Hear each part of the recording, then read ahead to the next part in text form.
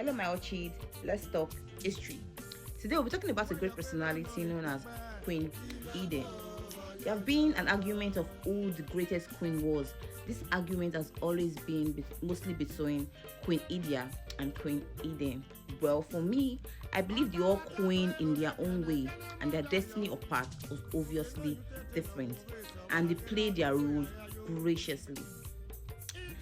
One on the other hand was a warlord, and the other was a lover girl, but both were determined.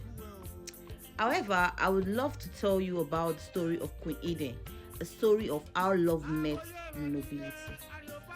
Then I will leave you to decide if you are Team Eden or Team Idia. Let's dive in. Queen Eden was an embodiment of pride, virtue, and charisma, a true African beauty. She lived in the first decade of the 18th century, emanated from the clan of the Oka village, now present-day Upper Sakomba in Ipoba Oka local government, popularly known as Oka. Born from a open background, she rose as one of the dearest wife of Oba Ewaipe.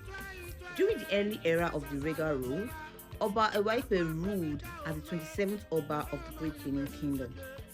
Upon becoming Oba, he was saddled with two major disadvantages, which made him incapable of handling absolute power to his advantage and that of his subjects.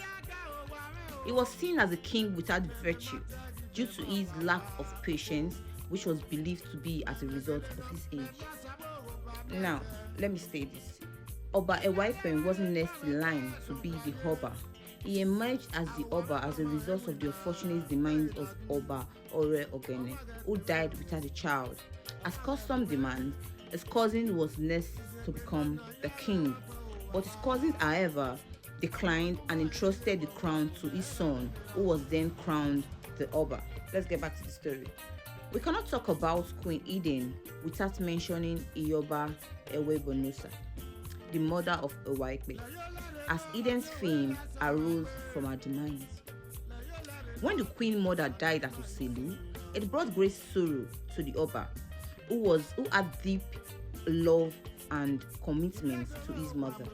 In the early ancient custom of Benin, it was a practice to sacrifice human lives during funerals, for it was believed that those slaves and virgins escorted the deceased to the afterlife. But in the case of Oba Ewaipe, he went to the extreme with the bizarre tradition. He did not only sacrifice slaves with his mother, he also murdered titled chiefs who came to mourn with him. He claimed they were spotted wearing white while visiting the palace to mourn his beloved mother. Even emissaries that were sent to him from Ikoka village, which was his mother's hometown, were murdered on the grounds that they were wearing white to mourn. Now I know you are wondering, why are they wearing white? Someone died. Yes, they wore white because it was a law in the kingdom not to wear black into the Oba's palace, which still stands till now. But however, Oba Ewaipe was ignorant of this law. Remember, he wasn't next in line, so probably he wasn't well trained on all these things. With the killing spree, while the Oba was away, he went to bury his mother in Atiselu. A rebellion took place among the palace chiefs. They decided to accord no more respect to the king and on the throne. They were obviously fed up. And we all know every ruler needs his people. This was led by the Iyase, known as the Prime Minister. They drove all the slaves, servants, guards, and wife of the king out of the palace. Most of them found this as a means of freedom. They were obviously fed up and they fled. But guess who stayed? Eden refused to leave. In her words, once a woman is married to an Oba, she remains in his home until his demise. However, I want you guys to know that the Prime Minister had interest in the Queen Eden. So this made him really mad because he was expecting an opportunity for him to just swing in. Once she leaves the palace, he swings in and then maybe he can marry her and all that. But to his greatest disappointment, she stood her ground and she didn't leave. She stayed till the king returned from Selu to meet the empty palace, and she broke the news to him. This began the rule of insignificance in Benin. Ongoing, the Oba became a mere man, as the people that made him king has rejected his lordship. They refused him food, clothing, homage, and labor. He suffered from so much humiliation and rejection. He then asked the Queen Eden to join the other women and leave him to die. But she refused and rejected the offer. This is love. The matter became unbearable. He decided to visit his mother's people at Ikoka. He went to ask for assistance, but rather than assistance, the people of Ikoka expressed backlash at the king. Remember, he killed their people. They were still angry. They rejected him, and due to the starvation, his sword bearer died on their return back to Benin. As a result of that, he angrily laid a curse on the people of Ikoka that no great man would emerge from the village and that only women would be great. Despite these happenings, Eden still stood strong with the harbor. She then decided to sell some of her clothing so she could look for a solution to the problem. She took her wrappers, went to the urban market, and sold her wrappers for 7 cowries. She then traveled to the Ugbo village to get a diviner. The diviner was then brought to the palace. Then a white queen asked the oracle what could be done to resolve this matter and end the rejection.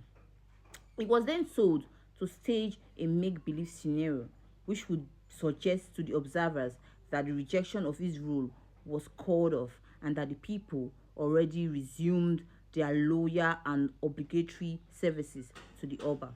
But however, there was a catch. In order for this plan to work out, they needed to make a human sacrifice.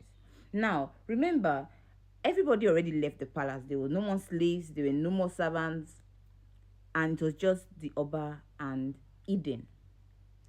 And mind you, nobody wanted to associate with them. They already rejected him, so nobody obviously wants to lay their life for a rejected king. Then Queen Eden suggested that she would do it. Oba Wekwen, however, he refused, that he wouldn't allow her lay her life for the situation. But she, however, insisted, according to her, this was her destiny.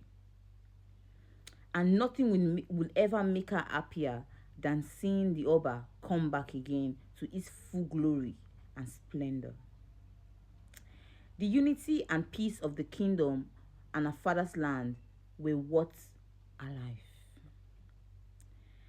See, she was determined. Like, this was love. This is love talking.